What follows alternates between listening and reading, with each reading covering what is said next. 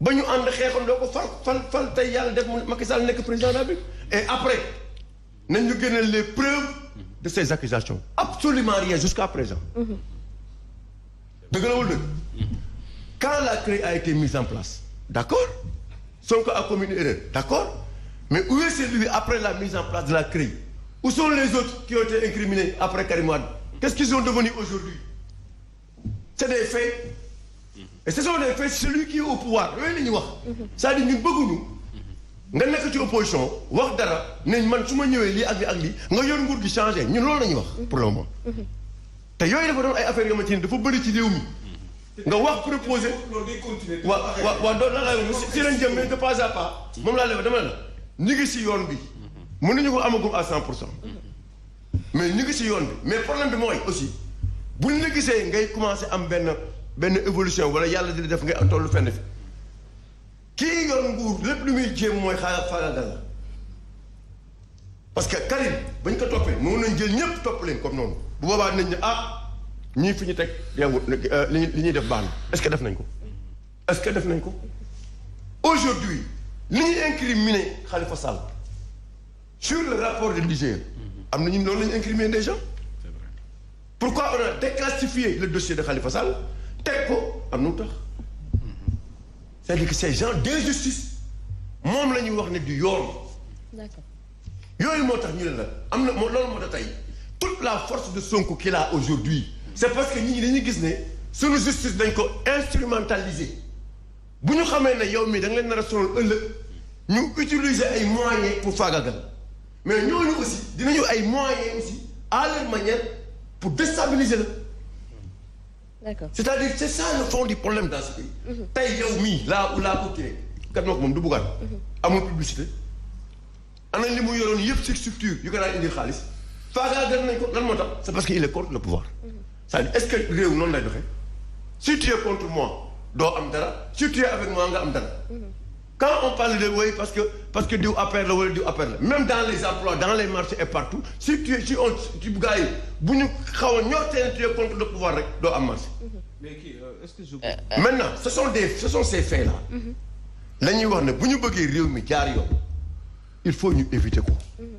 d'accord bu ñu ko éviter wul bu ëllëgee képp ku ñu tuumaal wala ku ñu def quoi que ce soit dañu naan non c'est parce que dañ la contre moo tax ñu def la lii te loolu problème yooyu la ñu war a régler. d'accord alors Kader Omar Faye listé na historique ñi nga xamante ne faagaagal nañ leen ñu nekkoon ay hommes politiques ak Ousmane Sonko peut-être même trajectoire bu ñu ko war a mën a jaarale mais tey la différence mooy cette accusation de viol bi nga xamante ne moom mooy plané ba tey ci moom mu ngi koy topp ndax loolu mën nañu ko comparer ak bu ñu tuddee tey président Abdoulaye Wade wala ñu tudd keneen ak keneen.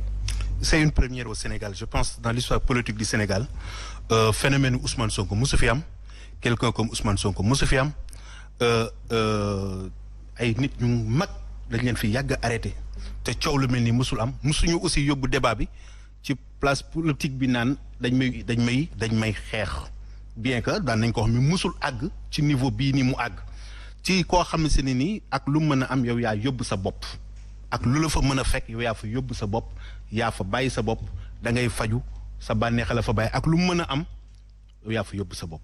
donc soo génnee ci loolu nga utiliser ni dañu ma compléter pour éliminer ma politiquement sénégalais yi am xel dañu naan mais loo fa defi woon ba pare lu la fa yóbbu question boobu la ko sénégalais di poser léegi madame dafa am wax bu am solo bu mu wax am na ay preuves pourquoi ñu mën a bañal Adji Sarr ay preuve am bëgg a nangul Sonko ay preuve am pourquoi ñu ne Adji Sarr amul preuve ba pare nangul Sonko bu ko neexee bañ a indi preuve li ma bëgg a wax mooy ñuy dute ci dossier wu Adji Sarr amul preuve indi ko keroog bi doyen des juges woo leen yóbbul preuve léegi ñu taxaw ni Sonko ñëwal nga wuyu indiwul preuve ñu ne ko am na ci droit dañ koy layal pour mu génn ci un poids deux mesures am na lenn ci journalistes yu koy def ak askan bi pour layal ko moom et quand même des journalistes wala même des agents de droit di utiliser ay métaphores di utiliser ay mots codés pour wax ak askan bi te alors que nga mën a wax wala nga wane fi nga féete directement mu yomb ci yow yomb ci ñi lay seetaan yomb ci ñi nga toogal ku ci ne nga mën ko nommer ni lii laa wax ak lii laa gis ak fii laa fa dafa yomb. On n'a pas besoin d'utiliser ay métaphores pour wax ni même wax de manière aléatoire pour que leurrer askan bi foofu la tey jii presse bi une partie de la presse toll donc ay nit dañuy wax de manière vague alors que xam nañ ci yan tànk la ñuy waxee ak fan lañ bokk ak ci lan lañ jëm donc nag ku ne assumer ses responsabilités. ki bëgg ànd ak Sonko na ànd ak Sonko. à visage découvert que àndut ak Sonko ñu respecter ko ses droits ni moom comme tout Sénégalais bu ko neexee bañ a ànd ak Sonko parce que juruma du yàlla du yonent ay bëgg-bëgg la ay gëm-gëm la donc c'est quelqu'un boo xamante ne ni def na lu ma deful dem na fu ma demul tuumaal nañ ko lu ma tuumaalul mais pourquoi bon sang ma bëgg a taxaw ni man maa koy juger par force seetal ko te alors que moom mi ngay seetal moo la gën a xam ne takk na wala bu xamee ne takk na itamit dafa bëgg a utiliser une partie des Sénégalais comme bouclier pour se protéger et loolu lépp ñu nangul ko bañal ko ñenn ñi il faut que tamit benn moment ñu taxaw ne nit ñi nañu def ndànk li nekk ci yoon nañ bàyyi yoon doxal ko su ko yoon setalee ñu jël su ko yoon tilimalee ñu wàccee lii yoon ci moom bàyyi askan bi continuer mais mënuñu continuer di narguer les Sénégalais mënuñu continuer di utiliser li nga xam ne moom moo di justice bi à des fins personnelles comme dëkk bi amul yoon dëkk bi amul yoon ci biir dossier bi attends damay am fu may daanee di bàyyi dafa am fu may jëm dañu tuumaal Sonko de viol si képp ku ñu tuumaal tëj nañ la waaw dama li tëjuñu ko waaw xam nga foofu justice la waaw xam nga foofu ne même mën nga expliquer non lan lañ ci mën a expliquer non loolu mën nga expliquer léegi nii s'il vous plaît xam nga Françoise dafa wax benn man dama koy dama lay s'il vous plaît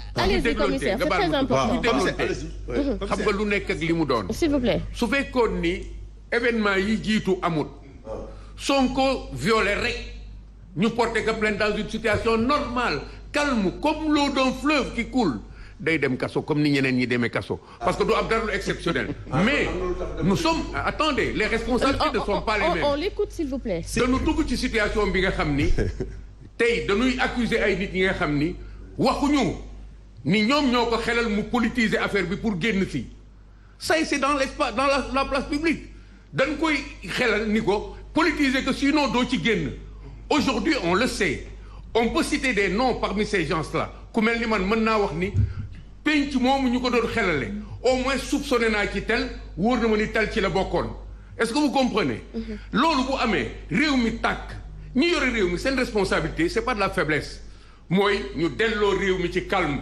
ba réew mi mën a fonctionner normalement loolu chantage boobu ci la Sonko taxaw actuellement ba dox ak ñun ba bañ dem wuy ji juge bi bañ dem ba mujj mu nangu ko ça veut dire que on est en train de revenir à une situation normale ce n'est pas de la faiblesse de l'État mais c'est de la responsabilité il faut le tenir comme ça ñu comprendre ni bras de fer bu njëkk bi quand les citoyens étaient endormis dof mais kenn du xëcc foofu réew mi day tàkk et il faut le reconnaître dem nañu ba réew mi léegi mën na calme dafay dem wuy ji et c'est ça le chantage le challenge il faut que mu wuy ji sinon réew mi du delluwaat fu normal ñii di woofee ay négociations ak ay palabres et consorts ils sont pas en train de dire à l'État ce qu'il doit faire ils sont en train au contraire d'enfoncer le clou dans le désordre vous m'excusez mais ça s'explique hein d'accord Kader s'il te plaît ñu dem ci Françoise rapidement mu jeexalee foofu Françoise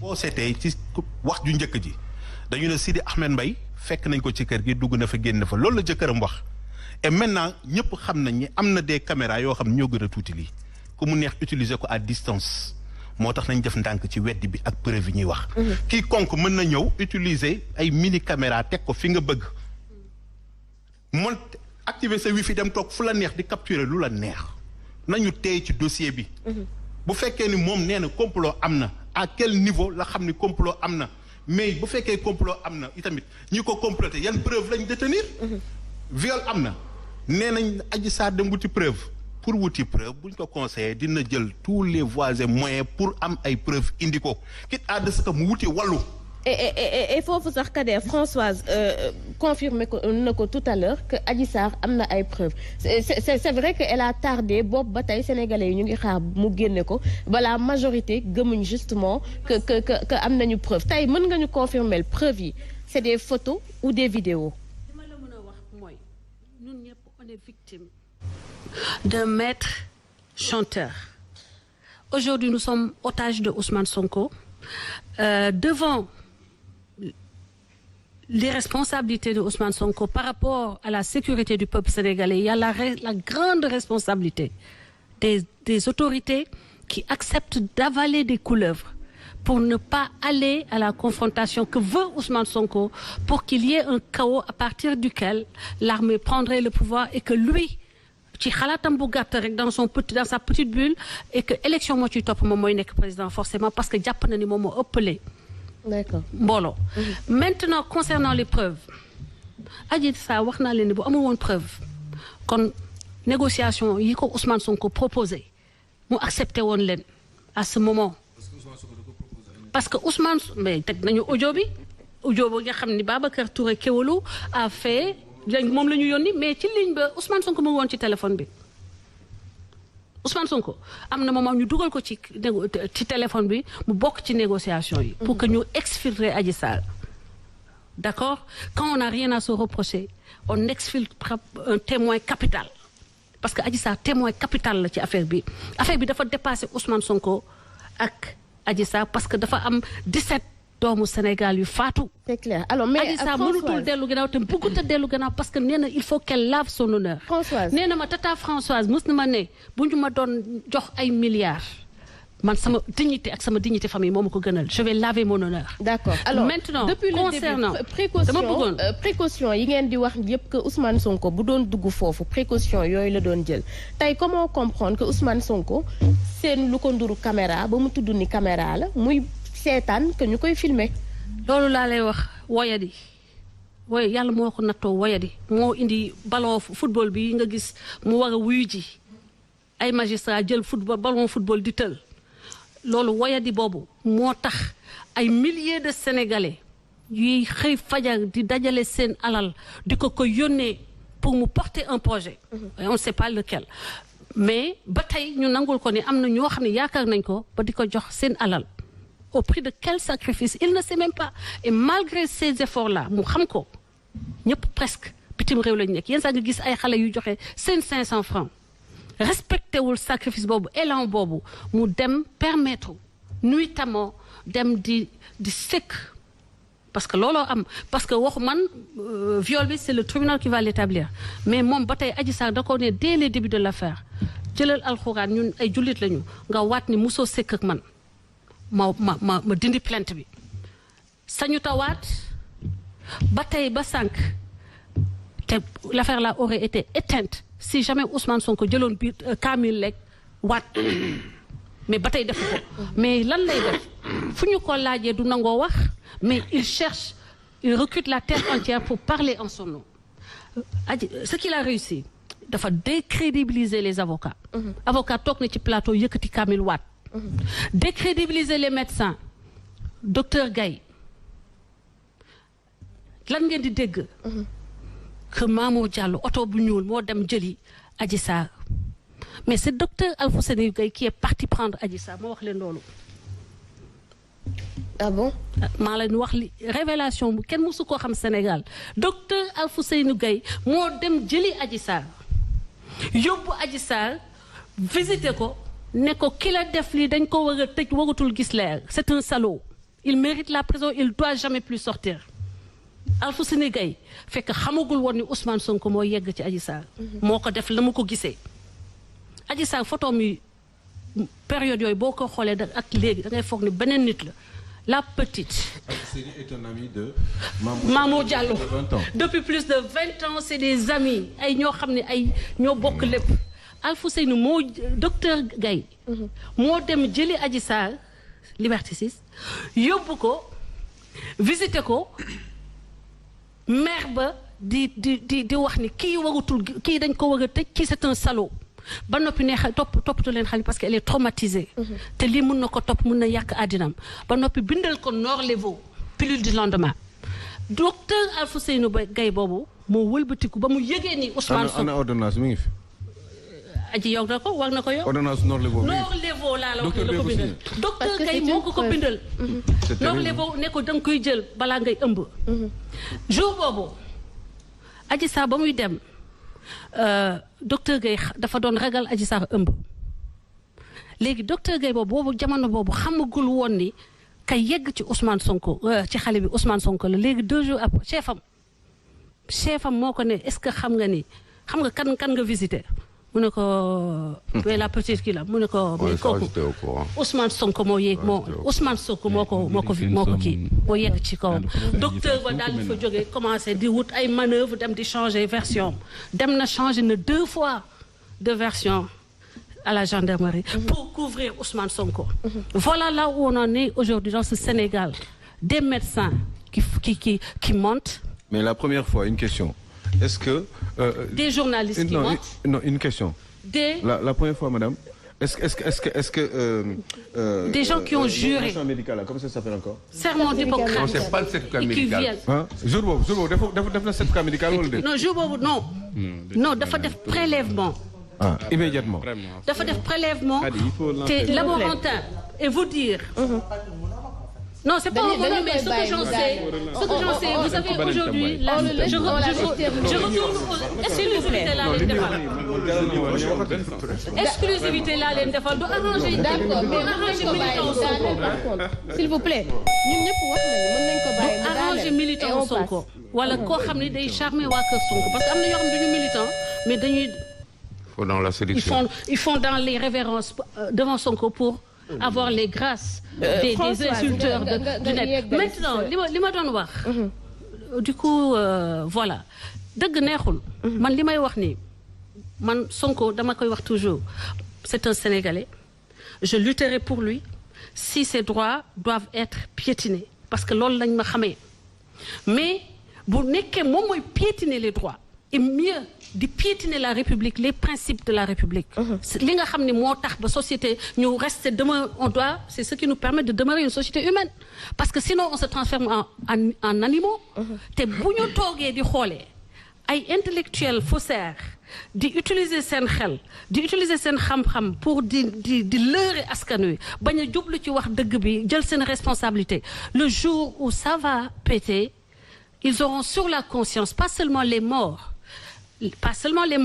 du mois de mars mais ceux à venir te nañ yàlla na ci yàlla musal may tontu Omar Faye. Rapidement. Le président Macky Sall n'a pas appelé au mortal combat. Adji Sarr n'a pas appelé au mortal combat.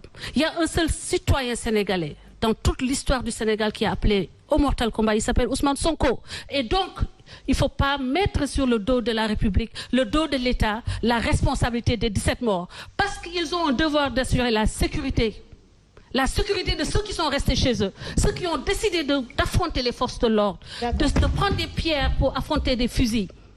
Ceux-là. Tu étais là en 2012. S'il vous plaît. Est-ce que tu étais là en 2012 tu étais là. Mais 2012 j'étais là. Mais j'étais à la place de l'indépendance. Tu as entendu les gens comment j'étais à la place de l'indépendance. Non, et j'ai pris mon billet. Je veux te dire pourquoi.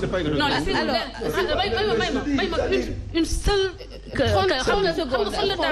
Man dama jël sama billet comme ni may ñëwee nii pour ce qui est important pour le Sénégal dama jël sama billet jóge Italie ñëw 2012 place de l'indépendance. dama fa nekkoon dama doon def ay nuit ay veillées di wër di xeex pour qu'il y ait alternance et tu me connais depuis longtemps sur le territoire sur le terrain de la lutte patriotique maintenant li ma am jaxase na sax sama xel bi am na lu am solo lu ma bëggoon a wax il faut qu'on apprenne rapidement à mettre tous les Sénégalais devant xam nga ñëpp parce que li ñuy reprocher ñi nekk état ñun moom la ñuy def parce que dañuy tendre ak waa opposition génne mbolde par rapport ak ñi nga xam ne ñoo yokki mais c'est tous des Sénégalais li ñuy exiger waa nguur gi nañ ko exiger waa opposition parce qu'ils aspirent à venir remplacer cela. C'est clair. Alors mën nañu jàll vraiment ci beneen sujet bi Abdoulaye. Non, elle a quand même traité on a fait des journalistes en fait elle a dit des journalistes certains journalistes comme genre Pape Alé Niang qui sont des militants. S'il vous plaît, Françoise. Par exemple, s'il vous plaît. C'est juste pour. Je ne vous parle pas. Je vous connais. C'est pas pour vous. Je sais. Mais en fait, tu sais, vous savez une chose, Françoise. En fait, comme je le disais. Abdoulaye, rapidement. La moralisation de l'espace public voudrait également, quand même, que corporation ñu daal di koy jox cër. Parce que journaliste ku lu mu munti doon. sans que comme Kader di waxee am na journaliste partisan journaliste bi utilisé. moom xam na ko États-Unis je dis encore une fois. parce que non Françoise Hélène. non Françoise Omar. mais on le valide. Françoise s'il vous plaît. s'il vous plaît. mais c'est pas parce que ça existe qu'on va faire Françoise s'il vous plaît Abdoulaye Françoise Hélène Gaye s'il vous plaît. je ne donne pas ma bénédiction mais j'accepte que des gens. d'accord madame parce d'accord que Françoise Hélène det way la. yàgg naa ko suivre bu baax. quand je dis det way la ça veut tout dire. yàgg naa ko suivre bu baax à travers forum yu mu doon def dans Petro-Tim Monde xam naa ña ko composé woon les débats qui ont que l'on suscité ak lañ doon porter débat yëpp je sais.